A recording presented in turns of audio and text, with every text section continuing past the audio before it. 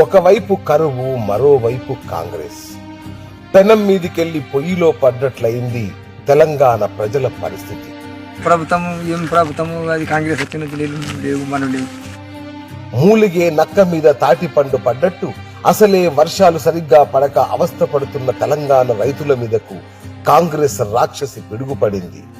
ఒకవైపు రైతులు సాగునీరు లేక గోసపడుతుంటే మరోవైపు తాగునీరు కోసం ప్రజలు గోసపడుతున్నారు. కాంగ్రెస్ వాళ్ళు రాంగనే ప్రాజెక్టులు తీసుకుపోయి కేంద్రం చేతిలో పెట్టిండ్రు. ఇటు మేడుగడ్డ పేరు చెప్పి కాళేశ్వరం నీళ్లు ఎత్తిపోయాయి. ఉన్న నీళ్లు అన్ని గత 6 నెలల అవసరాలకే సరిపోయే. ఎత్తిపోతల నీళ్లు రాకపోవట్టే నీళ్ల కోసం ఒక్కొక్క రైతు 10ల సంఖ్యలో బోర్లు వేసి తోడుకునే పరిస్థితి అయినా కూడా నీళ్లు సరిపోతలే. భూగర్భ జలాలు అడుగంటుతున్నాయి. బోర్లు కూడా ఆపి ఆపి పోస్తున్నాయి. పంటలు ఎండుతున్నాయి.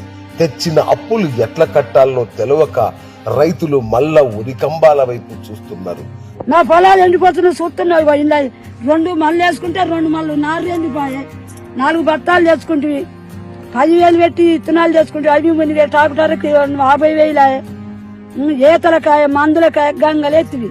ఇప్పుడు మమ్మల్ని చచ్చుడని నువ్వు బతుకుతాం మేము చస్తాం. ఇక తాగునీళ్ల కోసం ప్రజలు రోడ్డెక్కిండ్రు. మళ్ళా ట్యాంకర్లు తిరుగుడు మొదలయ్యింది. మహిళలు బిందెలు పట్టుకుని నీళ్లు తెచ్చుకోనీకే సరిపోతోంది. గత 10 ఏళ్లలో ఏనాడైనా ఈ గోస ఉండేనా? ఇందిరమ్మ రాజ్యం తెస్తామని పాత రోజులు మళ్లీ తీసుకొచ్చిండ్రు కాంగ్రెస్ వాళ్ళని ప్రజలు తిట్టిపోతుండ్రు.